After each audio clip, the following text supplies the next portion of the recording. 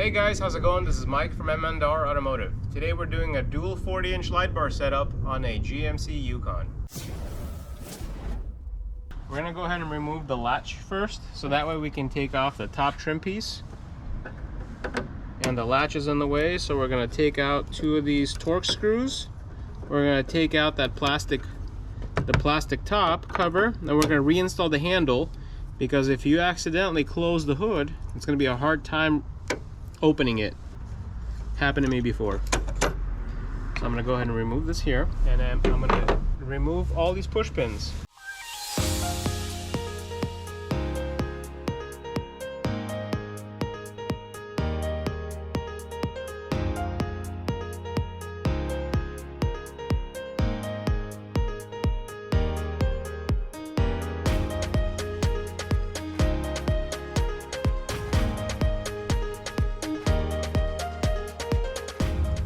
Now that we removed all the push pins, we can go ahead and just lift up the top and put it aside.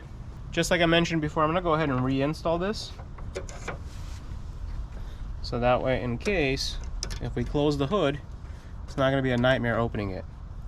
I remember last time I had to use a really long screwdriver to bypass the mechanism and unlatch it, but it's a lot easier to just reinstall the latch so you don't have to worry about it.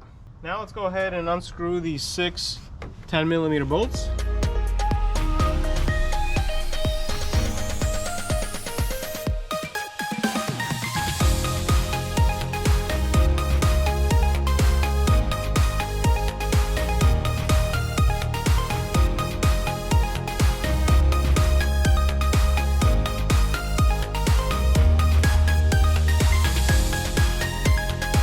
Next thing we're going to do is inside the fender well, we're going to remove 1, 2, 3, 4, 5 screws.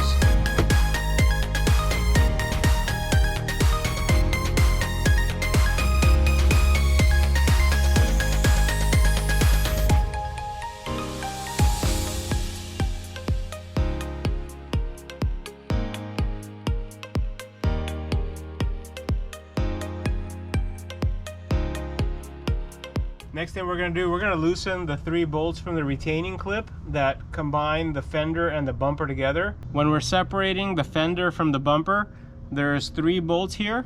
We're supposed to loosen these, but take this one out in order to be able to unhook these 3 pins and separate the 2 panels.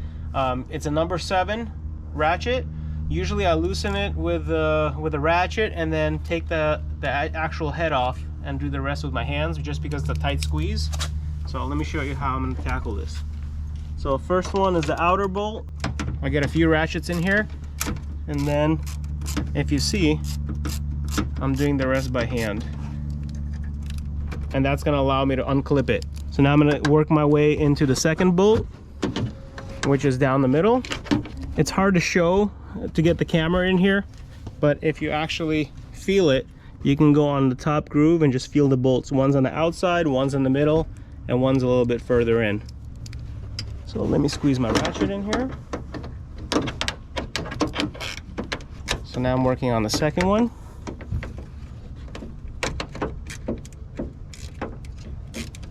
There we go. And like I mentioned, we're not removing it, we're just getting it loose. And now the most furthest one. I think I got it. It is a tight squeeze. You got to feel the bolt and just ratchet it. I did get it loose with a ratchet, and now I'm just going to take off just the head and unscrew it with my fingers. Okay, now let's see if this is enough. So what we're going to do, we're just going to try to kind of lift it up and around the clips.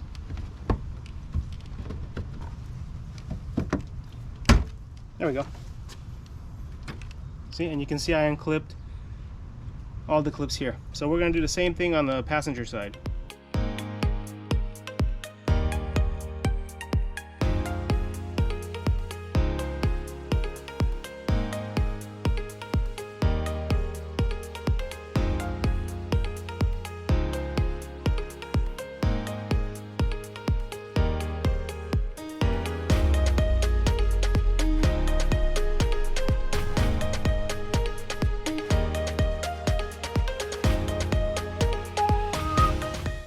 Next thing we're gonna do, we're gonna take off these two bolts on each side. It's also a 7mm.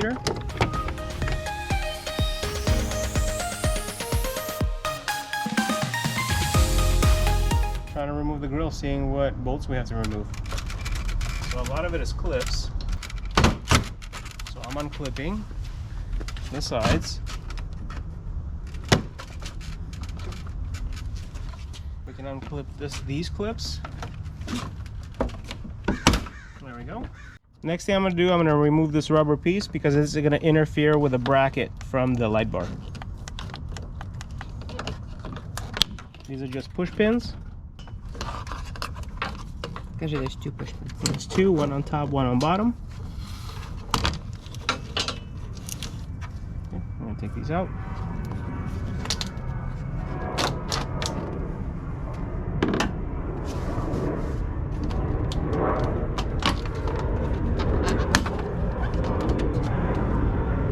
There's 3 push pins that we're removing when taking off these rubber trim pieces. So we're going to go ahead and remove 3 push pins. There's one on top, one on bottom.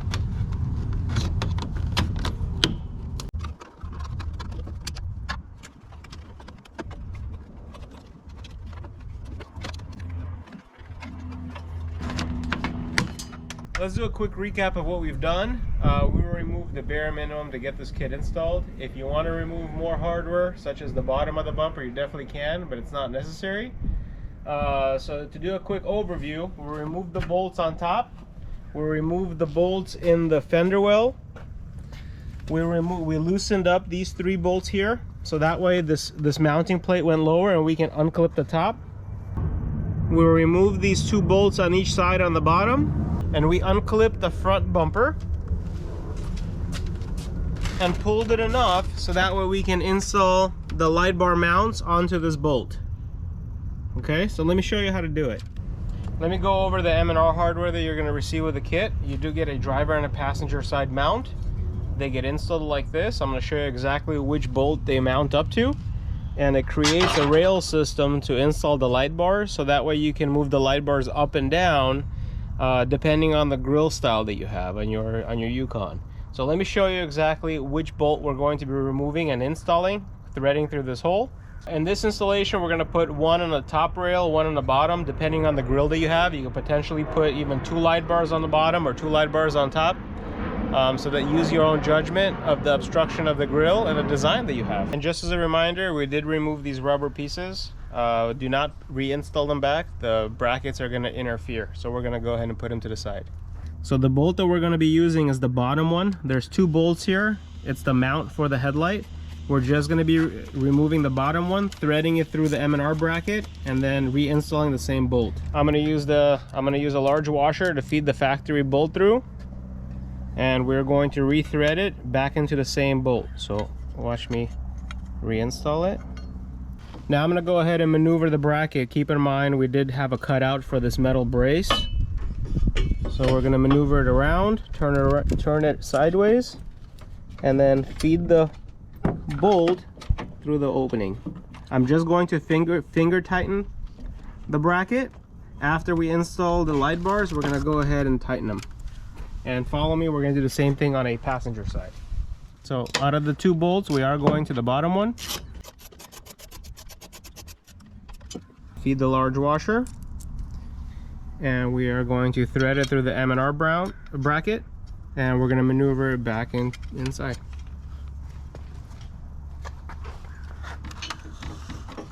So I did finger tighten it. We're going to align the light bar in between the eyelids, and then we're going to tighten that bolt later on. Alright, so we're going to go ahead and squeeze this right behind the guardrail, and we're going to thread it with a spacer on the bottom of the rail on both sides.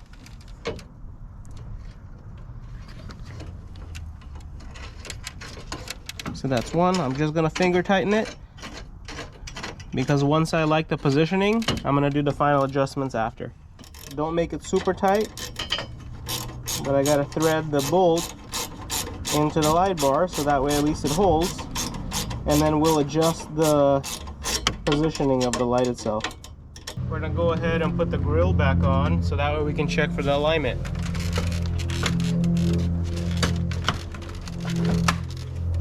So here's the grill on, and we're gonna look through to see how we wanna center it. So I think we can put this side up a little bit. And it looks fairly level. So we're gonna go ahead and tighten it in this position. If you're happy with the alignment of the light bar inside the grill, we're gonna go ahead and tighten it. So I'm gonna go ahead and remove the grill, peel it back a little bit, and then tighten the bolt. Okay, excellent. Now that we've installed the 140-inch light bar, we're gonna go ahead and install another. For the purpose of this video, we're gonna go ahead and put it on the top to show the different variation. So we're gonna go ahead and align the light bar. We're gonna feed the bolt with washer. On this side, we're gonna put the spacer, and we are going to finger thread the bolt into the light bar. So on this side, same thing. We're gonna slide the spacer, and the bolt is going to go inside the light bar. And let's see if this is a good location for it. So we do see that we have to lower the top light bar. So I'm gonna go ahead and grab it. Because it is finger tight, I can just go ahead and move it in the desired location. Depending on your grill type, you can use the slotted system to align your light bar. If you zoom in here, notice there's two tabs here. So this will help you center the light bar. These tabs actually go around the crash bar, but we're gonna go ahead and bring the light bar all the way down. And that way we know it's leveled. So now we can pop the grill.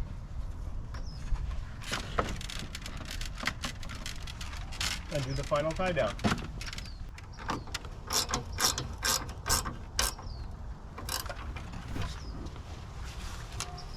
Okay, now that we have both of our light bars on, we can tighten these bolts that hold the M&R mount to the vehicle. Hey guys, now that we finished with the mounting, let's talk about wiring. If you purchase a single function light bar, it's going to come with a wire with two wires in it, a black and a red. The red is the positive, the black is the ground. If you purchased our dual function light bars, you have an extra wire here, which is the blue wire. If you're connecting the dual function light bar, you're going to need two different power sources and a ground. What we're going to be using in this video, it's a 8-gang switch power system module. The beauty about this is it's wireless. M&R does not manufacture this wiring harness, but we're going to go ahead and put a link in the description.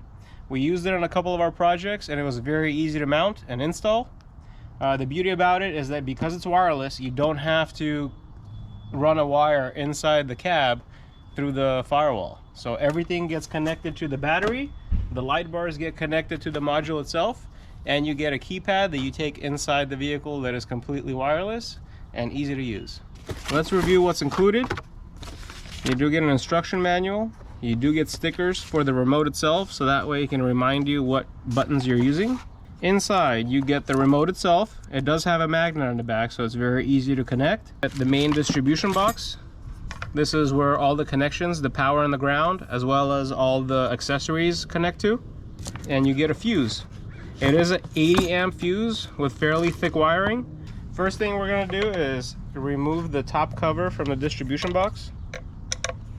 So when we take the top cover off, let me go ahead and set it on the floor so that way I don't lose any bolts. Okay, so if you look at it inside, it does have 8 different fuses, 30s, 220s, 210s, and 2.5s. We'll probably end up using the 20 amps for the white lights, and I'm gonna go ahead and throw the Amber DRL function on a 5 amp fuse just because it barely draws anything. If you see, the quality of this device is pretty cool. Everything is epoxied in, so everything is nicely insulated. So here, I just take off the sticker, it's a positive terminal. This is the ground. So let's go ahead and connect the wiring. After loosening that bolt, I'm gonna go ahead and feed this wire through the bottom and right under the terminal. Okay, and we're gonna go ahead and tighten it. We're gonna do the exactly same thing with the ground. We're gonna feed it under, loosen the terminal,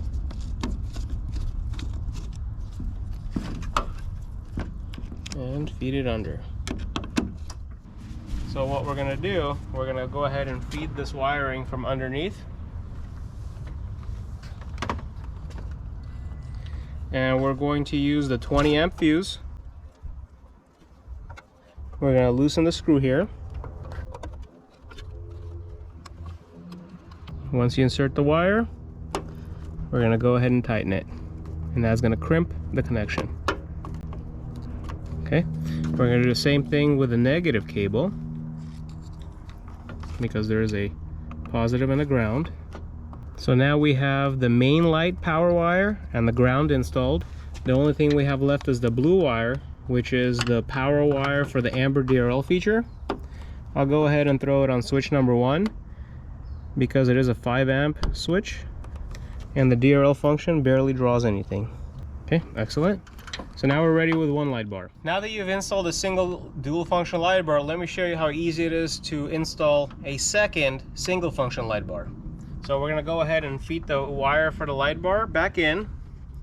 We're gonna use this 20 amp circuit. The one that's labeled positive, that's the red wire.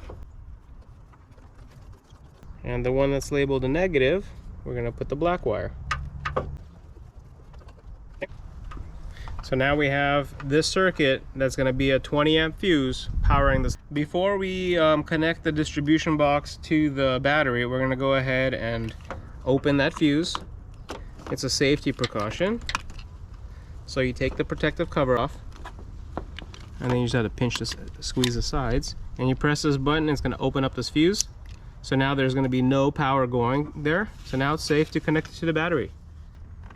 So I'm going to go ahead and use this bolt. I'm going to just release it. I'm not going to remove it all the way. Okay, so now I'm going to go ahead and put my terminal underneath and tighten that same bolt. Now we can put the protective cover back on. So the power is done. Now we have to do the ground. So the ground, we're going to actually use this bolt here. We're going to remove this nut, or not remove it, but just loosen it, so that way we can put the terminal underneath it. Okay, we're going to put the terminal under and tighten it back up. I'm going to go ahead and turn the fuse back on. And if you remember how I did it, by turning the fuse back on is just putting this in line with the button. And then I'm going to put the protective cover back to configure the remote to work with the module itself. We got to press and cycle the 5th key, which is this one. 2, 3, 4, 5. And if you see, after doing it 5 times, it started flashing and now it lit on. Now this shows me that the remote is paired with the module. So let's go ahead and test it. This is the DRL function of the first light bar that we installed. This is the main light function of the first light bar we installed. And now I'm gonna go ahead and install and turn on the second light bar we installed. Thank you guys for watching. I hope you guys enjoyed the video. Have an easy install and make sure to check out the light output video.